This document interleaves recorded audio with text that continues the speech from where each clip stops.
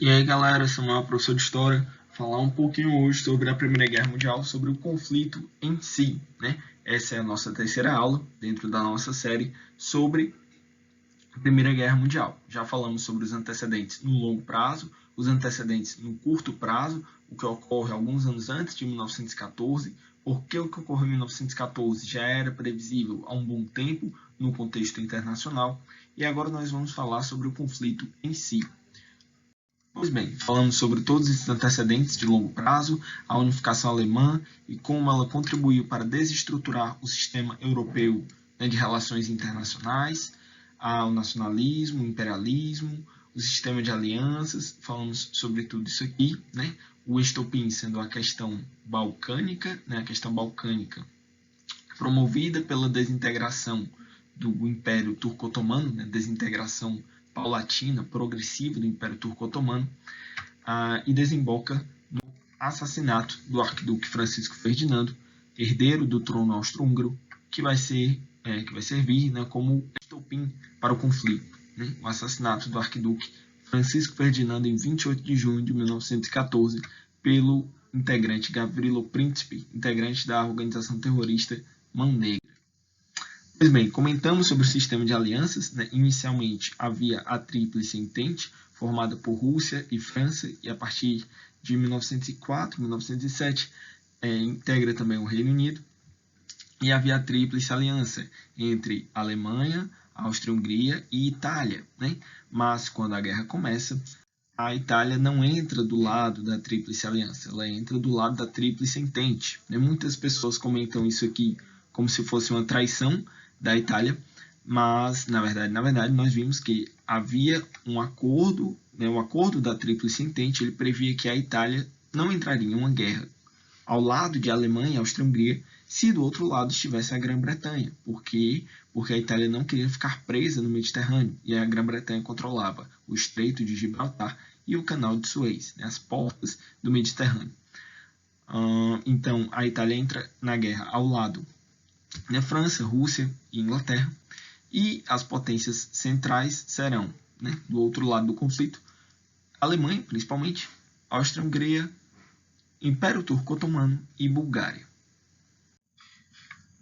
Aqui, os países que lutaram de cada lado do conflito, né, do lado da Tríplice Entente, os cabeças de chave aqui, Inglaterra, França e Rússia, né, a Entente Cordiale inicial, e do outro lado, a Tríplice Aliança formada por Alemanha, Áustria-Hungria e Império Turco-Otomano, e com outros aliados como a Bulgária.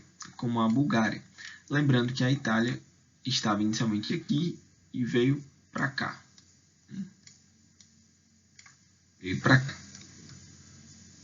Mas outros países vão entrar também, ao longo do conflito, vão entrar também em alguma dessas alianças. Né? Estados Unidos entrou aqui ao lado da Tríplice Entente, o Brasil também entra ao lado da Tríplice Entente, embora não tenha enviado tropas, né? Enviou apenas equipes médicas.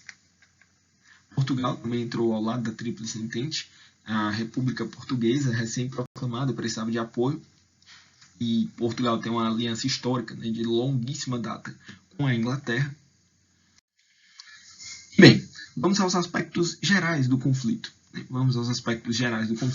Inicialmente, acreditava-se que seria uma guerra rápida, né? Que seria uma guerra que as pessoas já estariam em casa no Natal. Né? E por quê? Porque o parâmetro que as pessoas tinham nessa época eram as guerras que haviam acontecido no continente europeu muitos anos atrás, como a guerra entre a Alemanha e a Áustria, 1866, a Guerra Franco-Prussiana, em 1870 e 1871. Em todas essas guerras, se nós nos lembrarmos lá da aula de unificação alemã, foram guerras que foram vencidas muito rapidamente. Foram guerras que duraram apenas semanas. Né? Então, essa visão de guerras que seriam solucionadas rapidamente estava presente no momento e as pessoas acreditavam que essa seria mais uma dessas guerras. No Natal já estaríamos todos em casa, né? E a verdade não foi bem assim. Né? Se muitos saíram de seus países, né? Se muitos soldados saíram de seus países de certa forma, cantando a guerra, né, glorificando a batalha, a luta, né, a visão da guerra como algo que dignificava a vida. Bem, logo essa visão aqui de uma guerra rápida, de uma vitória fulminante contra o inimigo, ela cairia por terra. Por quê? Porque a Primeira Guerra Mundial, ela é uma guerra de trincheiras. Ela é uma típica guerra de trincheiras, principalmente no fronte oeste. No fronte leste, as coisas ocorreram de uma forma mais dinâmica. Mas no fronte oeste, na fronteira entre França, Bélgica, Alemanha, as coisas praticamente não andaram. De 1914 até 1918.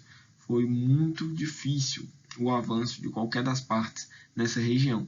As trincheiras se revelaram uma verdadeira máquina de moer pessoas. E é interessante porque a Primeira Guerra Mundial ela revelou, o nível do armamento bélico que as grandes potências internacionais estavam produzindo naquela época. Por mais que os avanços tecnológicos remontassem já ao final do século XIX, como, por exemplo, a metralhadora, nesse momento aqui da Primeira Guerra Mundial, é interessante nós percebermos o seguinte: agora nós temos metralhadoras voltadas contra metralhadoras. Porque antes, lembremos, qual era a máxima do imperialismo? Aconteça o que acontecer, nós temos o fuzil Maxim, a metralhadora, e eles não. Quer dizer, eu tenho uma metralhadora voltada contra lanças, contra escudos, contra espadas, contra armas mais rudimentares. Aqui não. Aqui eu tenho uma metralhadora voltada contra outra metralhadora, contra um tanque. Então, há uma modernização tecnológica extremamente mortífera.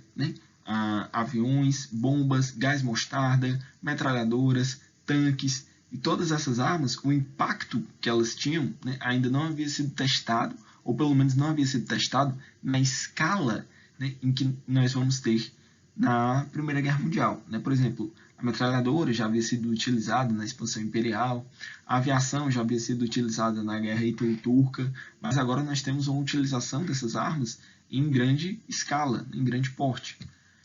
E isso talvez seja um impacto central da Primeira Guerra Mundial.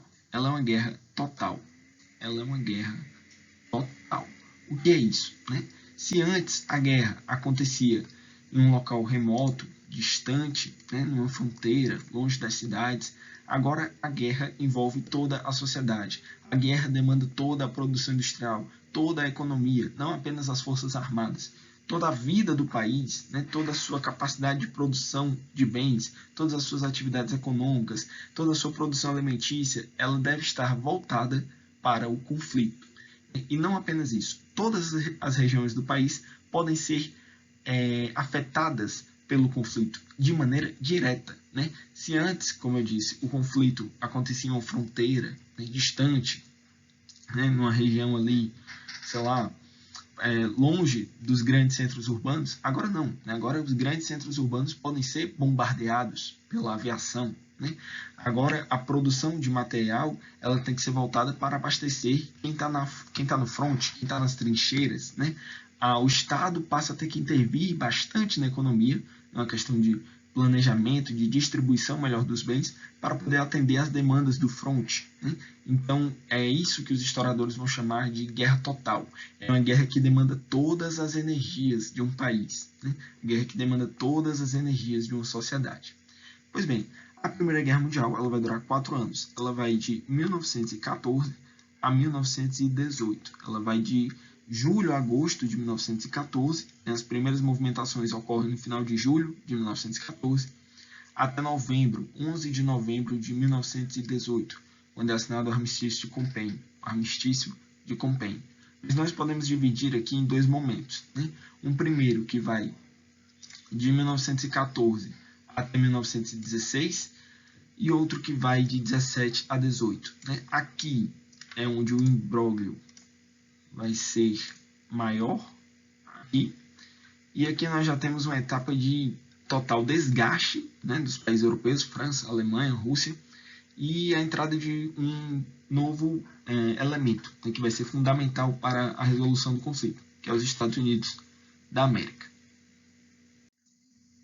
Como eu disse, é uma guerra de trincheiras, e uma guerra de trincheiras onde nós temos uma evolução drástica né, das armas químicas, né? Então veja que nós temos uma trincheira com vários soldados, creio que britânicos, por conta do capacete, e todos eles utilizando máscaras de proteção, né, contra gás mostarda e outras armas químicas.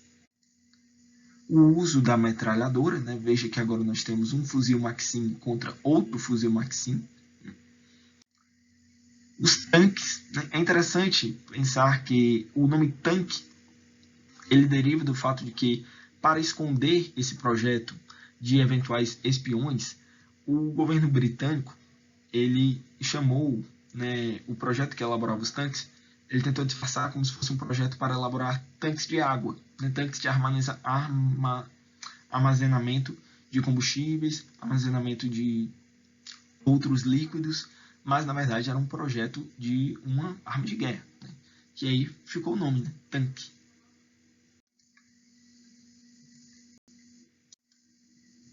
Aqui um projeto alemão.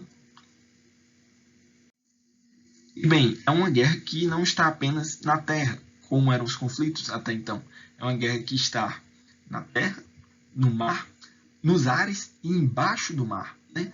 A aviação vai ter um desenvolvimento gigantesco nesse período e novos meios, né, de transporte e também de combate, como por exemplo o Zeppelin e os aviões, né, os modelos Fokker utilizados aí pelo Império Alemão. Nesse contexto, um piloto que fica muito famoso é o Barão Vermelho, né, líder dos esquadrões alemães. Não me recordo o primeiro nome dele, mas eu sei que o sobrenome é Richthofen. E a família da Suzanne Richthofen, até hoje, né, alega que tem um parentesco aí com ele. O Barão Vermelho ele ficou muito conhecido no período e ele foi utilizado como propaganda de guerra pelo Império Alemão, né, sendo vendido ali, utilizado, né, apresentado como um verdadeiro herói do povo alemão. E esse momento da aviação é um momento bem, digamos assim, complexo, né? Porque não havia muita garantia para os pilotos. E você vê que, por exemplo, todos eles utilizavam muitas roupas, né? Porque as cabines eram abertas, então lá em cima você tinha que lidar com temperaturas muito baixas.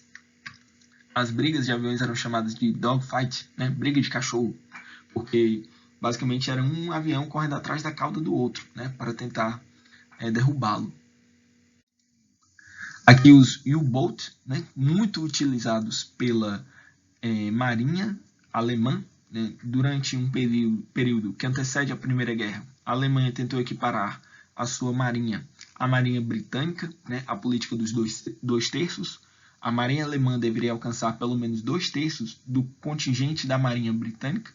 Essa política foi abandonada pouco antes da guerra, porque a Alemanha não conseguiu, né, não teve capacidade industrial, capacidade econômica para produzir tantos navios assim. Mas aí a Alemanha passou a investir muito em submarinos, né? Porque o submarino ele permite um confronto que seria quase uma guerra de guerrilha no mar. Você não sabe direito onde o submarino está, então com alguns submarinos eu consigo ou conseguiria atacar mais navios, né? Atacar mais navios e não ser visto. Eles vão ser vitais na tentativa alemã de bloquear a Inglaterra, né? A Inglaterra tentou bloquear maritimamente a Alemanha e a Alemanha tentou fazer o mesmo com a Inglaterra. Já já vamos entender melhor. E também como assim, às vezes as pessoas esquecem, mas a Primeira Guerra Mundial, ela é uma guerra, como o nome diz, mundial, né? Ela, por mais que as principais batalhas tenham acontecido no continente europeu, os conflitos ocorrem também, né? Nós temos outras frentes de batalha na África, no Pacífico, no Atlântico, no Oriente Médio, né? Então aqui são tropas britânicas próximo ao Camarões alemão e aqui também próximo ao Quênia, salvo engano, essa imagem de baixo.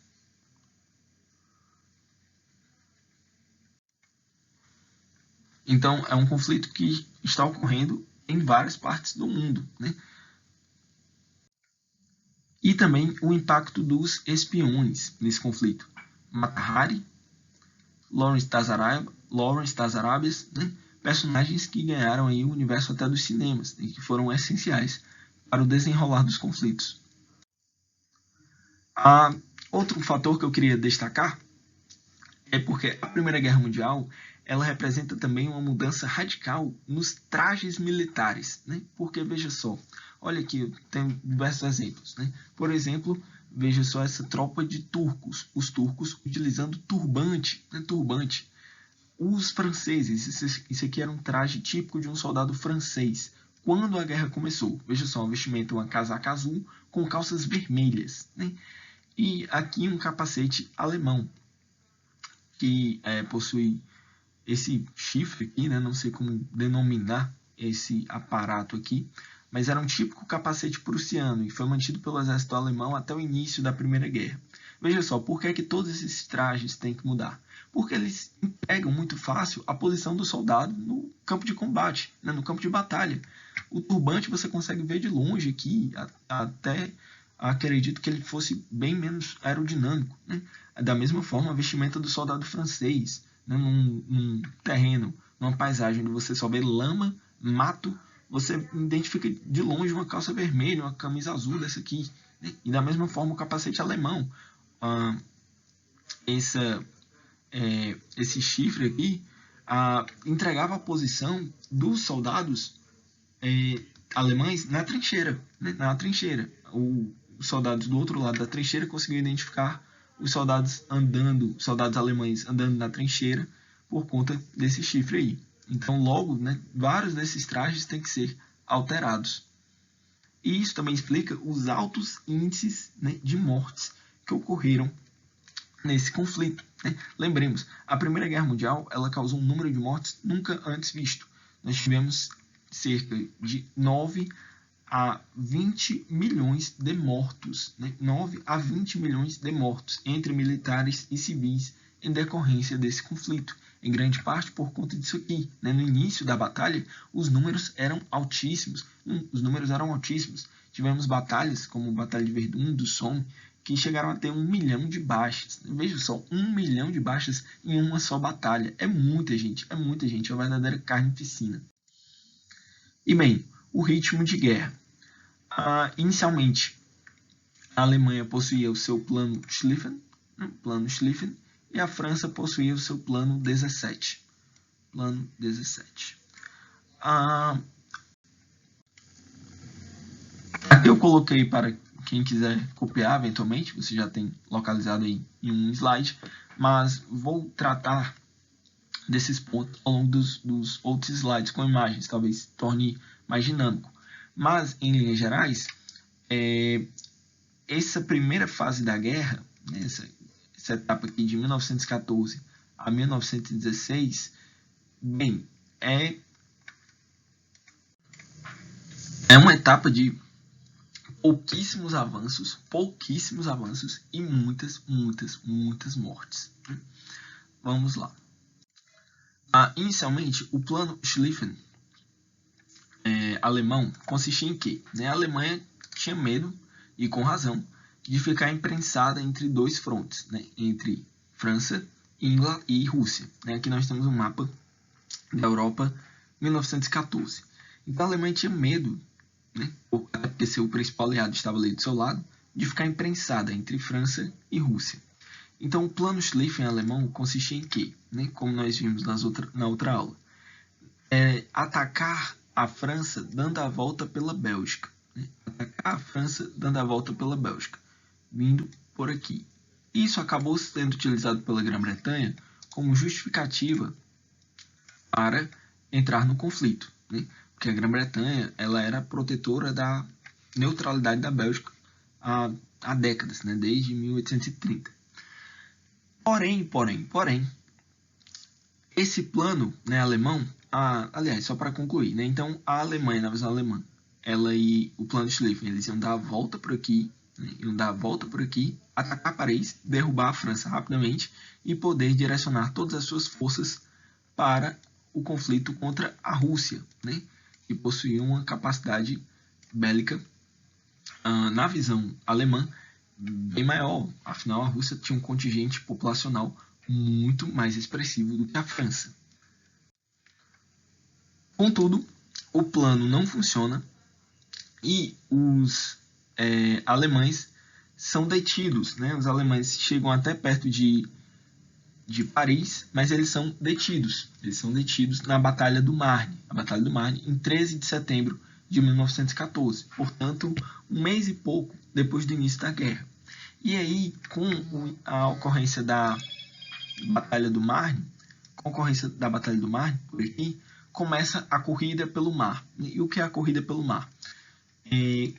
Começa a se cavar as primeiras trincheiras, né? As primeiras trincheiras, por aqui mais ou menos. Paris fica mais ou menos por aqui. Começam a se cavar as primeiras trincheiras. E aí a visão de cada exército é tentar flanquear o outro, né? Dar a volta para tentar flanquear o outro. E isso não dá certo. Isso acaba não dando muito certo. Nessa história de tentar flanquear os outros, vai ocorrendo um avanço e nós vamos ter trincheiras que vêm dessa região aqui do Mar do Norte até mais ou menos a Suíça. Veja só, a extensão das trincheiras chegou a ser mais ou menos isso aqui, mas uma parte significativa dentro do território francês, mais ou menos isso aqui. Bem, e a partir daí a Primeira Guerra Mundial se torna basicamente uma guerra de trincheiras. Então, a tática era basicamente tentar tomar o mais rápido possível a trincheira do inimigo. E passavam-se dias assim. Aqui um mapa sobre os frontes de batalha em geral no continente europeu. Aqui é a região onde se estabeleceram as trincheiras. Perceba que em rosa nós temos os aliados, né, integrantes e aliados da Tríplice Entente, e em verde as potências centrais, né, Alemanha, Áustria-Hungria, Império Turco e a Bulgária. No fronte oriental as coisas foram mais dinâmicas, né, não se chegou a se estabelecer trincheiras como no fronte ocidental. E em outras regiões, basicamente, você não teve avanços, né? A Áustria-Hungria conseguiu rapidamente ocupar toda a Sérvia, e aí passou a haver uma guerra de guerrilhas aqui na região dos Balcãs, extremamente difícil de vencer, né? Porque é uma região extremamente montanhosa, complexa, e aqui também é uma região montanhosa. A Itália não conseguia ocupar e superar as defesas da Áustria-Hungria. Então, aqui e aqui, nós também tivemos pouquíssimos avanços. Aqui eu coloquei uma foto do episódio dos táxis na primeira Batalha do Marne, né? Como nós comentamos, a Alemanha vinha ali no seu avanço rumo a Paris, em uma grande ofensiva baseada no plano de Schlieffen, tentar derrotar a França o mais rápido possível, e ela chegou muito próximo a Paris, em cerca de 120 quilômetros. Nisso, começa a ocorrer um burburinho na cidade de Paris, né, de que a cidade poderia ser tomada novamente pelos alemães. E lembrem-se, né, do revanchismo francês, a sede de vingança do povo francês contra os alemães por conta do que havia ocorrido em 1870, 1871. Então ocorre o episódio dos táxis. O que é isso? Né? Vários táxis parisienses, né, voluntariamente ou então por requisição do governo, levam, né, soldados e soldados, principalmente jovens, né, vários jovens, para o campo de batalha, né, durante vários dias seguidos. Então os táxis iam até o fronte e voltavam para buscar mais soldados e levá-los para o fronte, já que os trens não estavam sendo mais suficientes. E com isso, né, foi possível a França derrotar, conter o avanço alemão naquele momento, que seria fundamental para poder levar a guerra adiante, né, e não ser derrotado naquele momento. É um exemplo muito interessante, né, do apelo que o discurso nacionalista possuía nesse momento da história. E bem, como eu havia comentado, a guerra é uma guerra a Primeira Guerra Mundial é basicamente uma guerra de trincheiras, né? E como era a vida nas trincheiras, né? Basicamente, você passava o dia ali esperando o seu inimigo te atacar, e aí, quando ele te atacava, você ia tentar resistir, e em algum momento ele ia bater em retirada. No que ele batia em retirada, você saía da sua trincheira e tentava perseguir o inimigo e tomar a trincheira dele. Basicamente, os dias se resumiam nisso, né? E então, observe o seguinte, você tinha momentos de total quietude, né, tomados pelo tédio, né, tomados pelo tédio, com momentos de extrema adrenalina, né, de combate, troca de tiros, disparos, bombas, enfim. É aí, né, que começam os primeiros relatos das síndromes de pânico, né, dos estresses pós-traumáticos, enfim. Aqui um esquema de como funcionava a vida nas trincheiras, né? E, bem, a vida nas trincheiras não era digamos assim, um buraco no chão. Era um buraco no chão, mas tínhamos um aparato, né, relativamente importante e relativamente expressivo, complexo, né? Tínhamos, então, aqui nós tínhamos alojamentos, né, no subterrâneo. Lembrando que as trincheiras, como eu disse, né, eram extremamente complexas. Então você tinha linhas de trincheira, né, linhas de reserva. Então o soldado que ficava aqui no front mesmo da trincheira, ele passava alguns dias, depois trocava, e a galera que estava, digamos assim, aspas, né, em repouso aqui, vinha para cá. Ninhos de metralhadora, né, feitos de concreto, é interessante notar isso, né? Algumas trincheiras eram feitas apenas com madeira, mas outras mais complexas utilizavam concreto, né? Os alemães utilizavam muito concreto. Aqui, um pouco mais atrás, os canhões de artilharia, então, que tinham um alcance maior, então eles ficavam posicionados atrás da linha, justamente para poder alcançar, né, as tropas em eventual ataque inimigo, as tropas inimigas. E entre uma trincheira e outra, né, supondo que aqui existisse a trincheira do inimigo, né, havia a chamada terra de ninguém, um espaço formado por valas de bombas, arame farpado, vários corpos em decomposição, né, o cheiro, né, imagine o cheiro que exalava desses cadáveres. Então era muito comum os líderes de trincheira arbitrarem tréguas entre si, né, para que pudessem recolher os seus mortos. Uma trégua que ficou muito famosa foi a trégua de Natal, no Natal de 1914, né, quando as pessoas perceberam que não estariam em casa pelo Natal. Os alemães, ingleses, localizados em suas respectivas trincheiras, acordaram uma trégua, né, e até trocaram presentes entre si, uma trégua de Natal, e disputaram partidas de futebol. Passado alguns dias, voltaram para suas respectivas trincheiras, né, e para matar uns aos outros. Como eu disse, né, basicamente o dia a dia era você tentar tomar a trincheira do inimigo. Se você não conseguisse, você recuava, e enquanto você estava recuando, o inimigo saía da trincheira para te atacar e tentar tomar a sua trincheira. Bem, aqui eu deveria ter alertado, mas alguns resultados da utilização de armas químicas durante os conflitos. Veja só a capacidade de destruição gerada com a Primeira Guerra Mundial. Vidas que, se não foram levadas ainda em vida, foram destruídas. Inclusive, durante a Primeira Guerra Mundial, nós temos um avanço muito expressivo das cirurgias plásticas. Outro aspecto também da vida em fronteira, da vida nas trincheiras, era a constante caça aos ratos. Veja só aqui este soldado francês e os ratos que ele conseguiu aniquilar. E bem, aqui também outra deformidade típica desse período, né, o chamado pé de trincheira. Pelo fato de que o pé dos soldados permanecia muito tempo dentro das botas, e as botas, por sua vez, estavam dentro da lama, um espaço terrivelmente úmido, terra, várias outras doenças. Essa era uma deformidade bem comum, nos pés dos soldados. E as papoulas, né? Até hoje, quando os países europeus eles homenageiam o final da Primeira Guerra Mundial, é muito comum utilizar papoulas, porque foi essa flor que surgiu na terra de ninguém. Quando o conflito acabou, foram as papoulas que surgiram onde antes ficavam as trincheiras, onde antes ficava a No Man's Land, né? Terra de ninguém. A vida brotando de alguma forma da morte. E aí entramos na segunda etapa da guerra, né? E nessa segunda etapa da guerra, né, que vai de 1917 a 18, nós temos movimentações bem mais dinâmicas, né? Lembrando, como eu disse, que até 16, basicamente você não teve grandes avanços, né, em qualquer região.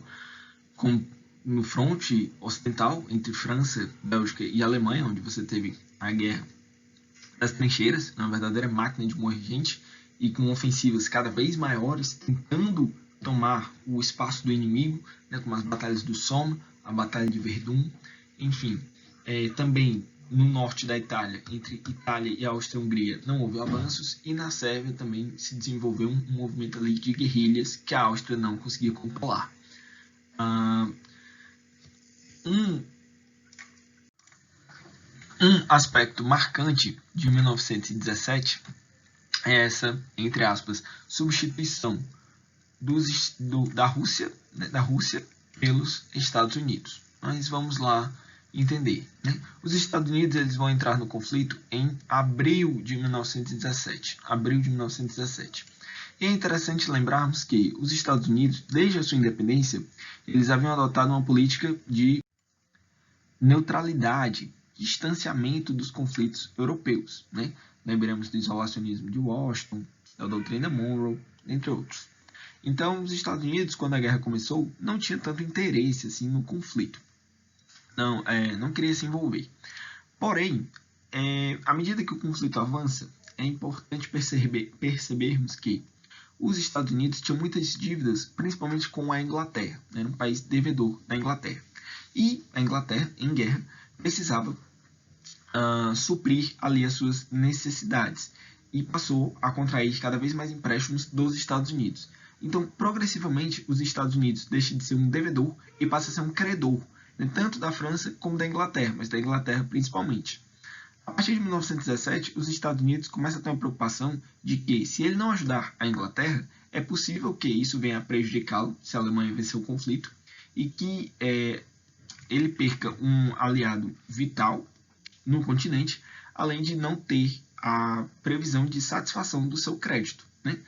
Perceba que os Estados Unidos já está ganhando, né? Ele deixa de ser um devedor e passa a ser um credor internacional, mas ele tem preocupação se a Inglaterra vai ser capaz de solver o seu crédito. Aliás, né, o seu débito para com os Estados Unidos. Então, qual a desculpa, digamos assim, né? Qual o motivo que os Estados Unidos vão alegar para poder entrar em guerra, né? Entrar na Primeira Guerra ao lado da Inglaterra? Lembre-se, portanto, que a proximidade dos Estados Unidos com os ingleses e os franceses ela é maior do que com o Império Alemão neste momento, né? Então, isso já explica o fato de os Estados Unidos terem uma preferência por entrar na guerra ao lado da Tríplice Entente. Mas há um outro fator, que é o que? A guerra submarina. Né? Lembremos que os alemães, os ingleses, para tentar ganhar o conflito, eles vão impor um bloqueio marítimo à Alemanha. Impor um bloqueio marítimo à Alemanha. E a Alemanha, para tentar contrapor esse bloqueio imposto para a Inglaterra, né? Perceba, nós estamos aqui numa guerra total. Então, não basta derrotar o inimigo no campo de batalha. Eu tenho que derrotar a capacidade produtiva do inimigo. Eu tenho que derrotar a sociedade do Estado com quem eu estou lutando, né? E aí, a Inglaterra tenta impor esse bloqueio marítimo à Alemanha, e a Alemanha, em resposta, tenta impor também um bloqueio à Inglaterra. Lembrando que um bloqueio à Inglaterra representaria aqui, né, de amarelo, aqui, né, considerando que a Alemanha está em, sei lá, bege aí nesse mapa. Então, esse bloqueio alemão à Inglaterra ele poderia ser até mais severo, né, considerando que a Inglaterra é uma ilha, né? Então, diferentemente da Alemanha, que está no continente e possui acesso pela terra a outros, né, espaços, a Inglaterra não. Né? A Inglaterra é uma ilha. Né? Então, a visão alemã era tentar fazer o mesmo que a Inglaterra estava fazendo com ela, sendo que através de submarinos. Pois bem, o problema é que um dos principais abastecedores dos ingleses eram os norte-americanos. E nisso a Alemanha afundou vários barcos norte-americanos, né? Dentre eles o RMS Lusitânia. Então, esse ataque dos submarinos alemães a navios norte-americanos é que vai ser utilizado como motivo para que os Estados Unidos declarem guerra à Tríplice Aliança e ingressem no conflito ao lado da Inglaterra e da França. Esse também foi o motivo invocado pelo governo brasileiro, o governo de Venceslau Braz, para ingressar na guerra. Lembrando que na Primeira Guerra Mundial, o papel do Brasil foi um pouco mais restrito, né? Ele enviou apenas para o continente europeu, enviou apenas equipes médicas, né, para auxiliar no tratamento de feridos. E ficou responsável, no âmbito, digamos assim, da Marinha, né, ficou responsável por fiscalizar o Atlântico Sul, o que possibilitava que os Estados Unidos enviassem, né, e direcionassem grande parte da sua atenção para a Europa. Outro evento marcante, né, já comentamos aqui sobre a entrada dos Estados Unidos a partir de abril de 1917, e outro evento marcante são as revoluções na Rússia, né? Aqui eu botei a Revolução Russa de outubro, mas nós temos que fazer uma diferenciação, né? A Rússia, ela passou por uma revolução já em março, né? Ela passou por uma revolução já em março de 1917. Nessa revolução de março de 1917, o czar foi deposto, né? E a Duma assumiu o controle sobre o comando ali de Alexander Kerensky. Porém, a Revolução de Março de 1917, ela defendia que a Rússia deveria sair da guerra. A Rússia foi muito impactada pela guerra. Dos 9 milhões, em perspectivas mais otimistas, né, dos 9 milhões de mortos na Primeira Guerra Mundial, 4 milhões eram russos. 4 milhões eram russos. A Rússia claramente não estava preparada para ingressar nesse conflito. Era um país atrasado, um país que não havia adotado receitas de modernização que outros haviam implantado, né? Então era um país que havia sido derrotado pelo Japão já em 1905, era um país que não tinha conseguido impedir a anexação da Bósnia e Herzegovina em 1908, e em 1917 estava sangrando, literalmente. Então ocorre uma revolução na Rússia em março de 1917. Porém, essa revolução ela mantém a Rússia na guerra. E em outubro nós temos a Revolução Bolchevique, né? Em outubro, nós temos a revolução liderada pelo Lenin, que vai tomar o poder em São Petersburgo e retirar a Rússia, né, assinando o Tratado de Brest-Litovsk.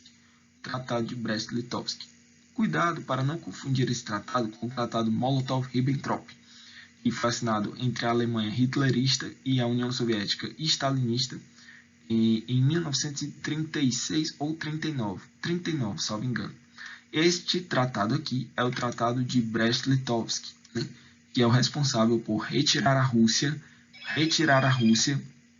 da Primeira Guerra Mundial. E a Rússia vai ter uma perda territorial gigantesca em decorrência disso aqui, né? Pois bem, então os Estados Unidos entram na guerra em abril de 1917 e a Rússia sai de vez da guerra em outubro de 1917. Isso possibilitava a Alemanha, que era o principal, digamos assim, né, o cabeça de chave ali da Tríplice Aliança, possibilitava a Alemanha direcionar suas tropas em colocá-las em combate no fronte ocidental, né, permitia que a Alemanha retirasse suas tropas da Rússia e, né, enviasse elas para a França, tirasse elas da Rússia e enviasse elas para a França. O problema é que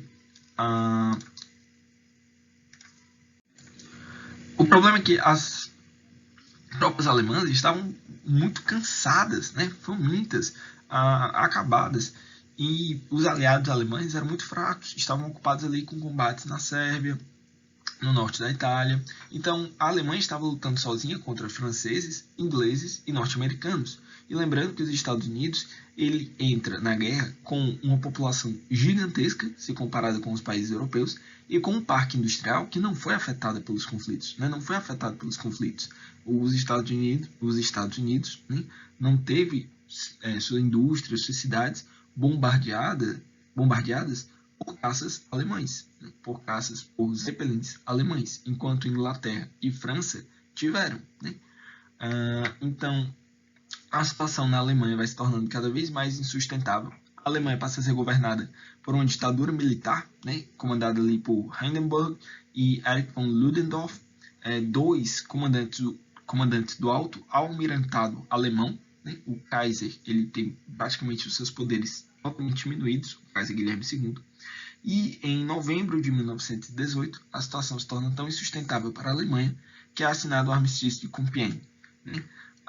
O final da guerra, né? O final da Primeira Guerra Mundial. E lembrando que nesse momento aqui a Alemanha ainda teve que enfrentar uma revolução também marxista, também socialista, no seu próprio território, liderada pela líder socialista Rosa Luxemburgo. Então, a Revolução de Outubro, liderada por Lenin, né, vai ser responsável por tirar a Rússia da guerra. E a Rússia sofre bastante com perdas territoriais, em decorrência de Brest-Litovsk. E em novembro de 1918, nós temos a assinatura do Tratado de Compiègne, o Armistício de Compiègne. E aí tem início as tratativas de paz em Versalhes a partir de 1919.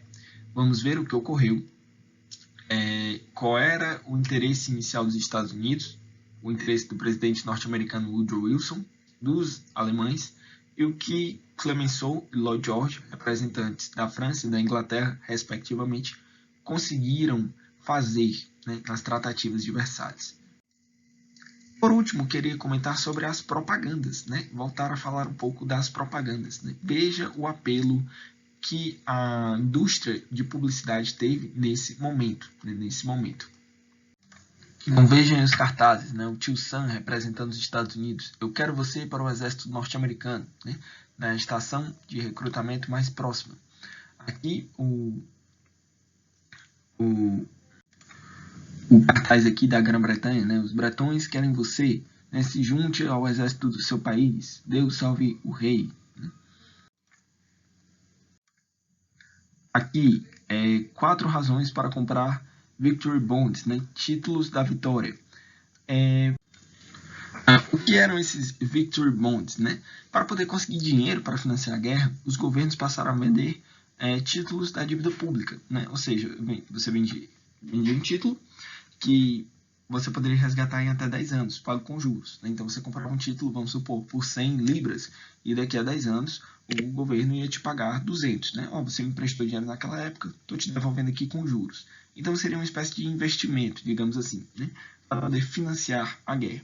O problema desses Victory Bonds é porque lembremos que se o prazo de resgate era de 10 anos, e eles foram vendidos até 1918, 17, 10 anos à frente, 1928, 29, nós temos a crise de 29. Né? Então, muitos bonds ficaram sem resgate, né? Não foram devolvidos aí pelo meio do caminho.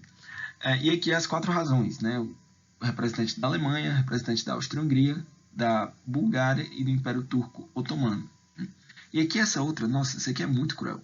Essa aqui é uma menininha com um livro na mão, né? E ela olha para o pai e pergunta: pai, o que você fez na Grande Guerra? Lembrando que, como do ponto de vista de quem está na Primeira Guerra Mundial, ainda não havia ocorrido a Segunda, né? Obviamente. Então, a Primeira Guerra Mundial ficou conhecida como a Grande Guerra, né? A Grande Guerra, porque foi o maior conflito bélico que tinha ocorrido até então. E aí a menina olha para o pai, pergunta um negócio desse, né?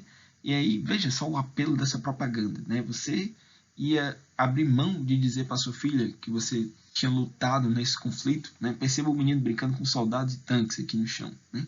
Você ia abrir mão de dizer isso para sua filha? Bem, questionável, né? Então, isso tinha um apelo gigantesco. Pois bem, já chegando perto da nossa conclusão, quero destacar o seguinte: é importante perceber que a Primeira Guerra Mundial, quando ela acabou em decorrência de uma negociação do governo alemão com o governo norte-americano. Né? Mas as tropas alemãs ainda estavam no fronte. Inclusive, nós temos registros de batalhas que ocorreram depois que a paz já havia sido celebrada. Você tinha uma batalha ocorrendo e os soldados ainda não haviam sido comunicados de que a paz havia sido celebrada. E isso foi muito utilizado como a arma política na Alemanha do pós-guerra, porque os alemães se sentiram verdadeiramente, digamos assim, traídos, né? Porque os soldados alemães, né? Porque eles estavam em solo francês, né? Lembrando, as trincheiras, grande parte delas, ficava em território francês, né? Então você recebe a notícia de que você foi derrotado estando no solo do inimigo, né? Então isso foi muito utilizado como propaganda, digamos assim, né, retórica, por grupos de extrema direita, como por exemplo os nazistas, né? Para justificar a ideia de que a Alemanha poderia ter ganho a guerra, né? De que o povo alemão havia sido traído pelos políticos. E bem, a Primeira Guerra, a Alemanha perde por uma questão de exaustão, né? A economia, a indústria alemã não tinha mais como suportar as demandas bélicas do conflito. Então, isso é muito importante, porque vamos ver o impacto que a Primeira Guerra Mundial teve nos anos subsequentes e como a sua resolução implica quase que diretamente na eclosão da Segunda Guerra Mundial. Por fim, gostaria de apontar alguns filmes, né, interessantes. Nada de Novo no Front, né, baseado no livro de mesmo nome, extremamente conhecido, e que é muito interessante porque relata como era a realidade nas trincheiras, o dia a dia. Esse filme, salvo engano, tem no YouTube. A Glória Feita de Sangue, do diretor, né, famosíssimo Stanley Kubrick. Aqui é mais um filme de tribunal, na verdade, né? Mais um filme de tribunal do que um filme de guerra. Não é tão interessante. Mas, caso você tenha aí curiosidade, né, pelos grandes nomes do cinema, o Kubrick é um dos nomes mais famosos aí do século XX, né? Fica aí a dica. Cavalo de Guerra, esse aqui acredito que seja do Spielberg, não sei, mas é um filme interessante também. Conta a história desse cavalo aqui e do seu dono, e em determinado momento ela envolve ali a Primeira Guerra Mundial. Esse aqui é muito bom, O Barão Vermelho, né? Pelo título, filme alemão, né? Conta a história do Richthofen aqui, né? O cara que se tornou conhecido como o Barão Vermelho, como era o dia a dia de um piloto de guerra na Primeira Guerra Mundial, muito interessante. O Flyboys também conta a mesma história, né? Sendo que do ponto de vista alemão ou norte-americano. Né? O Barão Vermelho conta do ponto de vista alemão e aqui conta do ponto de vista norte-americano. E o que foi aí indicado ao Oscar, né? O 1917. É bem interessante porque ele mostra como era a realidade das trincheiras, né? A dimensão que as trincheiras tinham e como era esse conflito, né? Nessa França, nesse espaço cinzento entre França, Bélgica e Alemanha na Primeira Guerra Mundial. É bem interessante. Então, galera, era isso que eu tinha para falar. Agradeço pela atenção e até a próxima.